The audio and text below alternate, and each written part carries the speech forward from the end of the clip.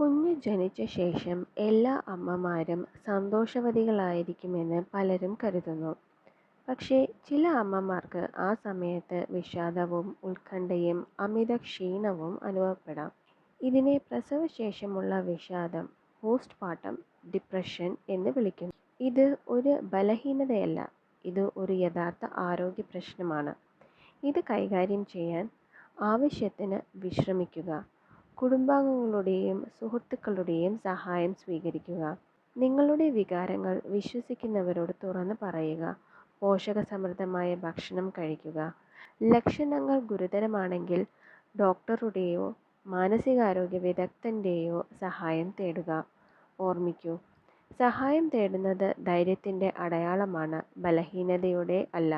പ്രസവശേഷം 2 ആഴ്ചയിലധികമായി കടുത്ത വിഷാദം, പ്രതീക്ഷയില്ലായ്മ അല്ലെങ്കിൽ സ്വയം ഉപദ്രവിക്കാനുള്ള ചിന്തകൾ ഉണ്ടെങ്കിൽ ഉടൻ ഒരു ഡോക്ടറുടെയോ മാനസികാരോഗ്യ വിദഗ്ധൻ്റെയോ സഹായം തേടണം.